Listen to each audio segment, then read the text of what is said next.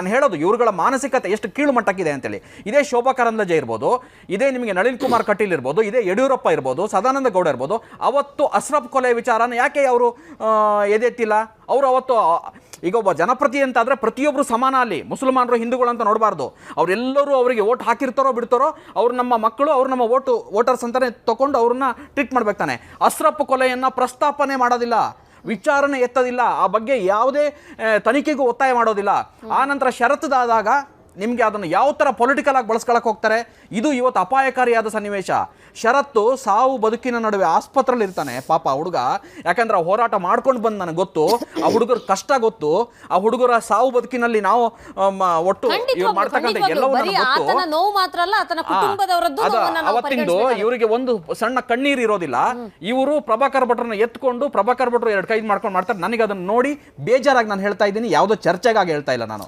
ಅದನ್ನ ನೋಡಿ ನನಗೆ ಬೇಜಾರಾಗಿ ಅವನಿಗೆ ಅದು ಹೆಂಗ್ ಗೊತ್ತಾ ಅದು ಭಾವನೆಗೆ ಹೆಚ್ಚಿನ ಇದಕ್ಕೆ ಒಂದಷ್ಟು ಯುವಕರುಗಳು ಮೂವ್ಮೆಂಟ್ಸ್ ಮಾಡಕ್ ಸ್ಟಾರ್ಟ್ ಆಗಿರೋ ಕಾರಣಕ್ಕೆ, ಈಗ ನಾನು ಬಜರಂಗದಳ ಪ್ರಮುಖ ಆಗಿರೋ ಕಾರಣಕ್ಕೆ ಹೇಳ್ತೀನಿ, ನಮ್ಗೆ ಅತ್ಯಂತ ಸಂಘಟನಾತ್ಮಕ ಬಲ ಮಂಗಳೂರೇ. ನಮ್ಮ ಕಾಲದಲ್ಲಿ ಬೇರೆ ಬೇರೆ ಕಡೆ ಎಲ್ಲ ಇತ್ತು, ಇವತ್ತು ಬೇರೆ ಬೇರೆ ಕಡೆ ಪೂರ್ತಿ ಇದಾಗಿದ್ರು. ಮಂಗಳೂರು ಭಾಗದಲ್ಲಿ ಒಂದಷ್ಟು ಆ ಶಕ್ತಿ ಇರೋ ಅಂತ ಹೇಳಿದ್ರೆ ಭಾವನಾತ್ಮಕ ಮೂವ್ಮೆಂಟ್ಸ್ ಮಾಡೋ ಹುಡುಗರು. ನಾನು ಇದನ್ನೇ ಹೇಳ್ತಿರೋದು, ನಿಮ್ಗಳಿಗೆ ಅರ್ಥ ಆಗೋದಿಲ್ಲ ನಿಮ್ಗಳ ಜೀವನವನ್ನು ನೀವು ಹೇಗೆ ಬಲಿ ಕೊಡ್ತೀರಿ. ಈ ಪ್ರಭಾಕರ್ ಭಟ್ರಿಗೆ ಕಣ್ಣೀರು ಬರಲ್ಲ, ಸದಾನಂದ ಗೌಡ್ರಿಗೆ ಕಣ್ಣೀರು ಬರೋದಿಲ್ಲ, ಶೋಭಾ ಕರಂದ್ಲಾಜೆಗೆ ಬರೋದಿಲ್ಲ, ಇನ್ನೊಂದು ಯಾರಿಗೋ ಬರೋದಿಲ್ಲ. ನೀವು ಆ ವ್ಯವಸ್ಥೆನಲ್ಲಿ ಎಲ್ಲವನ್ನೂ ತೊರೆದು ಯಾವುದೋ ಧರ್ಮದ ಕಾರಣಕ್ಕೆ ನೀವು ಬೀದಿಗೆ ಬರ್ತೀರಿ, ನಿಮ್ಮ ಜೀವನ ಹಾಳು ಮಾಡ್ಕೊಳ್ತೀರಿ. ನಿಮಗೆ ಒಂದು ಹೇಳ್ತೀನಿ, ಶಿವಮೊಗ್ಗದಲ್ಲಿ ಗೋಕುಲ್ ಅಂತ ಬಂಗಾರದಂಥ ಹುಡುಗ, ಗೋಣಿಗರು ಅಂತ ಹೇಳ್ತಾರೆ ಶಿವಮೊಗ್ಗದಲ್ಲಿ, ತುಂಬ ಪವರ್ಫುಲ್ಲು. ಆ ಗೋಕುಲ್ ಅನ್ನೋ ಹುಡುಗ ನನ್ನ ಕಾಲದಲ್ಲಿ ಸತ್ತೋಗ್ತಾನೆ. ನಾನು ಹೊರಗಡೆ ಬರೋದಕ್ಕೆ ಇದೆಲ್ಲ ಪ್ರಮುಖ ಕಾರಣಗಳು. ಆ ಹುಡುಗಂದು ಶವ ಇಟ್ಕೊಂಡಿರ್ತೀವಿ. ಇವತ್ತು BJP 2 ಜನ ಪ್ರಮುಖ ನಾಯಕರು ಹೇಳ್ತಾರೆ ನನ್ನ ಹತ್ರ, ಮಹೇಂದ್ರ ಫಲವತ್ತಾಗಿದೆ ಭೂಮಿ, ಊಟ ಮಾಡಿ ನೆಟ್ರೆ ಒಳ್ಳೆ ಫಸಲು ಬರುತ್ತೆ ಅಂತ ಹೇಳ್ತಾರೆ. ಇದಕ್ಕಿಂತ ದೊಡ್ಡ ಭೀಕರತೆ ಬೇಕಾ ನಿಮಗೆ? ಅದೇ ಥರದ್ದು ಭೀಕರತೆ ಇಲ್ಲಿ ಮಂಗಳೂರಲ್ಲಿ ಯಾಕೆ ಇದಾಗ್ತಾ ಇಲ್ಲ? ಷರತ್ತು ಸಾವನ್ನ ತನಿಖೆ ಮಾಡಿ, ಹೊರಗಡೆ ಯಾರಿದ್ದಾರೆ ಅನ್ನೋದು ಬರಬೇಕು, ಗಲ್ಲಿಗೆ ಹಾಕಬೇಕು. ಅಶ್ರಫ್ ಮಾಡ್ರ ಹಿಂದ್ಗಡೆ ಯಾರಿದ್ದಾರೆ ಅದನ್ನು ಆಗಬೇಕು. ಬರೀ ಮತ್ತೆ ನಾನೊಂದು ಹೇಳ್ತೀನಿ, ಯಾರು ಮಾಡಿದಾರೆ ಆ ಹುಡುಗರಲ್ಲ, ಹಿಂದ್ಗಡೆ ಯಾರ್ಯಾರಿದ್ದಾರೆ ಅದನ್ನು ಮಾಡಿ. ಯಾಕಂತ ಹೇಳಿದ್ರೆ ಸಮಾಜ ನಮಗೆ ಮಂಗಳೂರು ಅಂತ ಸೌಂದರ್ಯದ ಜಾಗ, ಸಂಸ್ಕೃತಿ ಅಲ್ಲ. ನಿಮಗೆ ಷರತ್ತು ಮಡಿವಾಳದಾದಾಗ ಎಲ್ಲ ನೋಡ್ತಾ ಇರೋ ಸಂದರ್ಭದಲ್ಲಿ ಆ ಮುಸ್ಲಿಂ ಹುಡುಗ ರಿಕ್ಷಾದಲ್ಲಿ ಹಾಕೊಂಡು ಅವನು ತಪ್ಕೊಂಡು ಹೋಗಿ ಆಸ್ಪತ್ರೆಗೆ ಸೇರಿಸ್ತಾನೆ. ನಿಮ್ಗೆ ನಾನೇ ಬಜರಂಗದಳ ಸಂಚಾಲಕ ಆಗಿರ್ಬೇಕಾದ್ರೆ ಆಗುಂಬೆಘಾಟಲ್ಲಿ ಆಕ್ಸಿಡೆಂಟ್ ಆದಾಗ ನನ್ನನ್ನು ಬಂದು ಆ ಸಂದರ್ಭದಲ್ಲಿ ಎಲ್ಲ ಒಂದು 25-30 ವೆಹಿಕಲ್ ಹೋಗುತ್ತೆ, ನನ್ನ ಎತ್ತಿ ಬಂದು ಸಂಚಾಲಕ ಆಗಿರ್ಬೇಕಾದ್ರೆ ಅಜಕಾರಿನ ಅಶ್ರಫ್ ಅಲ್ಲ ಅನ್ವರ್ ಅಂತವ್ರು ಬಂದು ನನ್ನನ್ನು ಆಕ್ಸಿಡೆಂಟಿಂದ ಎತ್ತಿ, ಆಮೇಲೆ ನಮ್ಮ ಹುಡುಗರೆಲ್ಲ ಬರ್ತಾರೆ, ಎತ್ತಿನ ತಗೊಂಬಂದು ರೋಡಿಗೆ ಬಿಟ್ಕೊಂಡು ಎಲ್ಲ ಇದು ಮಾಡಿ ನನ್ನ ಟ್ರೀಟ್ ಮಾಡ್ತಾರೆ. ಒಂದು ನಿಮಗೆ ನಾನು ಯಾವಾಗಲೂ ಹೇಳ್ತಾ ಇದ್ದೆ, ಮುಂಚೆಂದನೂ ಹೇಳ್ತೀನಿ, ಮುಸಲ್ಮಾನರನ್ನ ಟಾರ್ಗೆಟ್ ಮಾಡಿ ಧರ್ಮ ಕಟ್ಟಕ್ಕಾಗಲ್ಲ, ಮುಸಲ್ಮಾನರನ್ನ ಟಾರ್ಗೆಟ್ ಮಾಡಿ ದೇಶ ಕಟ್ಟೋಕ್ಕೂ ಆಗೋದಿಲ್ಲ. ಪ್ರೀತಿ ವಿಶ್ವಾಸದಿಂದ ಮಾತ್ರ ಧರ್ಮ ಕಟ್ಟಕ್ಕೂ ಸಾಧ್ಯ, ದೇಶ ಕಟ್ಟಕ್ಕೂ ಸಾಧ್ಯ. ಇದೆರಡು ಕೆಲಸವನ್ನು ಮಾಡದೆ ದೇಶ ಪ್ರೇಮಿಗಳು ಅಂತ ನಾವು ಹೇಳ್ಕೊಳ್ಬಾರ್ದು. ನಾವು ಹಿಂದೂ ಸಮಾಜದೊಳಗಡೆ ಸಾವಿರಾರು ನ್ಯೂನತೆಗಳಿದ್ದಾವೆ, ನಮಗೆ ಮಾಡೋದಕ್ಕೆ ಬೇಕಾದಷ್ಟು ಕೆಲಸ ಇದೆ ಹಿಂದೂ ಸಂಘಟನೆಗಳಿಗೆ. ಆ ಕೆಲಸವನ್ನು ನಾವು ಮಾಡೋದಕ್ಕೆ ಹೊರಡಬೇಕು. ಮುಸ್ಲಿಂ ಸಂಘಟನೆಗಳಿಗೂ ಅಷ್ಟೇ, ಅವರಿಗೆ ಅವ್ರದ್ದೇ ಆದ ಸಮಾಜದೊಳಗಡೆ ಬೇಕಾದಷ್ಟು ಕೆಲಸ ಇದೆ. ಯಾಕಂದ್ರೆ ಅದು ಶ್ರೀಮಂತ ಸಮಾಜ ಏನಲ್ಲ. ಹಾಗಾಗಿ ಎರಡೂ ಈ ಕೆಲಸವನ್ನು ಮಾಡ್ತಾ ಹೋದ್ರೆ 100% ಸಮಾಜದಲ್ಲಿ ಒಂದಷ್ಟು ಒಳ್ಳೇದಿದಾಗತ್ತೆ. ಮತ್ತು ವಿನೋದ್ ಹೇಳಿದಾಗೆ ಈ ಪಾಕಿಸ್ತಾನ ಜಿಂದಾಬಾದ್ ಎಲ್ಲ ಇದೆಯಲ್ಲ, ಇದೆಲ್ಲ ಕೆಲವೊಂದಷ್ಟು ಕಡೆ ಸಿಲ್ಲಿ ಪಾಯಿಂಟ್ಸ್ಗಳು. ಕ್ರಿಕೆಟ್ ನಿಮ್ಗೆ ಹೇಳ್ತೀನಿ ಕೇಳಿ, ಮೊನ್ನೆ ಪಾಕಿಸ್ತಾನ ಇಂಡಿಯಾ ಕ್ರಿಕೆಟ್ ಆದಾಗ ಯಾರೋ ಕೂಗಿದ್ರು ಅನ್ನೋದು ಒಂದಷ್ಟು ಇದಾಯ್ತು. ಯಾರೋ ಕೂಗಿದ್ರು ಅಂತ ಅನ್ಕೊಳ್ಳೋಣ, ಅವರು ಸಮಾಜದ ಹುಳಗಳು, ಸಮಾಜದ.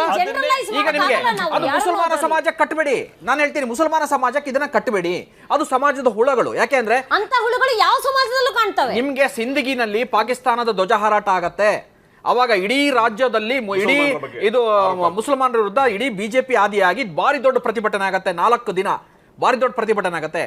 ಕೊನೆಗೆ ಅದು ಟ್ರೇಸ್ ಔಟ್ ಆಗತ್ತೆ ಯಾರು ಅಂತ. 6 ಜನ ಸಂಘದ ಸೆಕೆಂಡ್ ಇಯರ್ ಶಿಕ್ಷಣ ಆಗಿರತಕ್ಕಂಥ ಹುಡುಗರು, ಅದನ್ನ ಶ್ರೀರಾಮ್ ಸೇನೆ ಅವರಲ್ಲ ಸರ್, ಅದು ಸಂಘದ ಶಿಕ್ಷಣನೇ ಆಗಿರೋ ಹುಡುಗರು. ಅದು ಇದು ನಾನು ಹೇಳ್ತೀನಿ ಕೇಳಿ, ಇಲ್ಲಿ ಒಂದ್ ನಿಮಿಷ ಗಿರಿ ಸರ್, ನಿಮ್ಗೆ ಹೇಳ್ತೀನಿ ಕೇಳಿ. ಅಲ್ಲಿ ನಿಮ್ಗೆ ಏನಾಗತ್ತೆ, ಅವರು ಟ್ರೇಸ್ ಔಟ್ ಆಗ್ತಾರೆ. ಟ್ರೇಸ್ ಔಟ್ ಆದ ಕೂಡಲೇ ಸಂಘ 2ನೇ ಅಂದ್ರೆ ಇಡೀ BJP ಯಾರು ಸಹ ಪ್ರತಿಭಟನೆ ಮಾಡೋದಿಲ್ಲ. ಏನ್ ಅರ್ಥ ಅದ್ರದ್ದು? ಈಗ ಮೊದಲು ಪ್ರತಿಭಟನೆ ಇಡೀ ಮುಸಲ್ಮಾನ ಸಮಾಜದ ವಿರುದ್ಧ ಮಾಡಿದವರು, ಇಡೀ ಅದನ್ನ ಟಾರ್ಗೆಟ್ ಬಣ್ಣ ಕಟ್ಟಕ್ಕೆ ಹೊರಟವರು, ತಕ್ಷಣನೇ ಅದನ್ನ ಅವರು ಸುಮ್ಮನಾಗಿ ಬಿಡ್ತಾರಲ್ಲ, ಸೈಲೆಂಟ್ ಆಗ್ತಾರೆ. ಹೇಳ್ತೀನಿ ಕೇಳಿ, ಇಮಿಡಿಯೇಟ್ ಏನ್ ಹೇಳುತ್ತೆ, ಒಂದ್ ನಿಮಿಷ ಸಾಹೇಬ್ರೆ, ಮಜೀದ್ ಒಂದ್ ನಿಮಿಷ, ಅಲ್ಲಿ ನಿಮ್ಗೆ ಇಮಿಡಿಯೇಟ್ ಆಗಿ ಏನ್ ಹೇಳುತ್ತೆ RSS, ಅವರು ಕಿಡಿಗೇಡಿಗಳು ಅಂತ ಹೇಳುತ್ತೆ.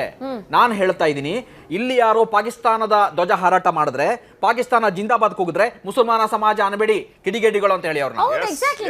ಸತ್ಯ ಇದೆ, ಇಲ್ಲಿ ಯಾವುದೇ ಒಂದು ಹಿಂದೂ ಸಭೆಗಳು ಅಂತೇಳಿ ಏನು ನಡಿ ಹಿಂದೂ ಸಭೆಗಳಲ್ಲ ಅವು, ವಿಶ್ವ ಹಿಂದೂ ಪರಿಷತ್ತು, BJP ಮತ್ತು ಬೇರೆ ಬೇರೆ ಥರ ಸಭೆಗಳು ಹಿಂದೂ ಸಭೆ ಅಂತ ನಾವು ಅದನ್ನು ಕರೆಯೋಕ್ಕಾಗಲ್ಲ. ಯಾಕಂದರೆ ಹಿಂದೂ ಸಮಾಜದ ಒಂದು 5% ಇರ್ಬೋದು, ಅದು ಅಲ್ಲ ಅದಕ್ಕಿಂತ ಕಮ್ಮಿ ಪರ್ಸೆಂಟೇಜ್ ಇರ್ಬೋದು. ಅದು ಉಳಿದ ದೊಡ್ಡ ಪರ್ಸೆಂಟೇಜು ಈ ಯಾವ ವಿಚಾರಕ್ಕೂ ಸಂಬಂಧ ಇಲ್ಲ, ಅದು ದೂರದಲ್ಲಿದೆ ಅದು. ಹಾಗಾಗಿ ಅದನ್ನು ಕನ್ಸಿಡರ್ ಇಟ್ಕೊಂಡು ಮಾತಾಡಬೇಕಾಗತ್ತೆ ಎಲ್ಲರೂ.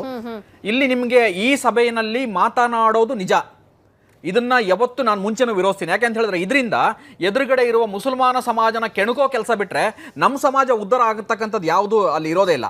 ಹಾಗಾಗಿ ಈಗ ಹೇಗಾಗತ್ತಂದ್ರೆ ಸಾಮಾಜಿಕ ಜವಾಬ್ದಾರಿಗಳಿಲ್ಲದೆ ಮೂವ್ಮೆಂಟ್ಸ್ ಮಾಡ್ತಾ ಇದ್ದಾರೆ BJP ಜನಪ್ರತಿನಿಧಿಗಳು. ಅಶ್ರಫ್ ಸತ್ತಾಗ ಅವರು ಬರಲಿಲ್ಲ, ಮೂವ್ಮೆಂಟ್ಸ್ ಮಾಡಿಲ್ಲ, ಆ ಸಾವಲ್ವಾ, ಆ ಸಾವಿಗೆ ನ್ಯಾಯ ಕೊಡೋದು ಬೇಡವಾ? ಅದೇ ನಿಮಗೆ ಶರತ್ ಸತ್ತಾಗ ಬಂದ್ರು ಬರಬೇಕು ಅಂತ ಹೇಳಲ್ಲ. ಈ ಥರ ಕೆಟ್ಟ ಮೂವ್ಮೆಂಟ್ಸ್ನ ಯಾಕೆ ಮಾಡ್ತೀರಿ? ಶರತ್ತು ನಿಮ್ಗೆ ಬೇಕಾ ಅಂದ್ರೆ ನಿಮ್ಮ ಕುಡಿನೇ, ಅಶ್ರಫ್ ನಿಮ್ಮ ಕುಡಿನೇ, ಯಾಕೆ ನಿಮ್ಗೆ ಅರ್ಥ ಆಗಲ್ಲ ಇದು? ಅಶ್ರಫ್ ಸತ್ತಾಗ್ಲೂ ಬಂದ್ರೆ ಸಮಾಜದಲ್ಲಿ ಶಾಂತಿ ನೆಲೆಸತ್ತೆ. ಅಶಾಂತಿ ಎಲ್ಲಿ ಹುಟ್ಟತ್ತೆ? ಇನ್ನೊಂದು ಸಮುದಾಯದವರಿಗೆ ಮನಸ್ಸಿಗೆ ಘಾಸಿ ಆದಾಗ, ಬೇಜಾರಾದಾಗ ಒಳಗಿಂದ ಬೆಂಕಿ ಹುಟ್ಟತ್ತೆ. ಆ ಬೆಂಕಿ ಹುಟ್ಟೋದಕ್ಕೆ ನೀವು ಕಾರಣ ಆಗ್ತಿದ್ದೀರಲ್ಲ, ನಿಮಗೆ ಜವಾಬ್ದಾರಿ ಇಲ್ವಾ? ನೀವು ಅವಾಗ ಶರತ್ ಸತ್ತಾಗ ನೀವು ಇದನ್ನೇ ಮೂವ್ಮೆಂಟ್ಸ್ ಮಾಡೋರು, ಅಶ್ರಫ್ ಸತ್ತಾಗ ಯಾಕೆ ಸುಮ್ಮನೆ ಇದ್ದೀರಿ? ಇದು ಅಶಾಂತಿಗೆ ಕಾರಣ ಆಗ್ತಿರೋದು. ಈ ಮೂವ್ಮೆಂಟ್ಸ್ ಅನ್ನು ಮಾಡಬೇಕು. ಅವಾಗ ನಿಮಗೆ ಶಾಂತಿ ನೆಲೆ ಆಗತ್ತೆ. ಜನರನ್ನ ಹೇಗೆ ಬೇಕೋ ಹಾಗೆ ಬಳಸ್ಕೊಳ್ಬಹುದು, ಯಾವ ತರ ಬೇಕಾದ್ರೆ ಅಟ್ಟಾಡಿಸ್ಕೊಳ್ಬಹುದು, ಯಾವ ತರ ಬೇಕಾದ್ರೂ ನಿಮ್ಮನ್ನು ಬಳಸ್ಕೊಳ್ಬಹುದು ಅನ್ನೋ ನಿಮ್ ಯೋಚನೆಯನ್ನ ಬದಿಗಿಡಬೇಕು. ನೀವು ಇದನ್ನೇ ಮುಂದುವರೆದ್ರೆ ಶಾರ್ಟ್ ಟೈಮಲ್ಲಿ ನಿಮ್ಗೆ ಏನಾದರೂ ಜಯ ಸಿಗ್ಬೋದು, ಆದ್ರೆ ಭವಿಷ್ಯದಲ್ಲಿ ತುಂಬಾ ದೊಡ್ಡ ನೀವು ಅದಕ್ಕೆ ಬೆಲೆಯನ್ನ ತೆರಬೇಕಾಗತ್ತೆ. ನಾನು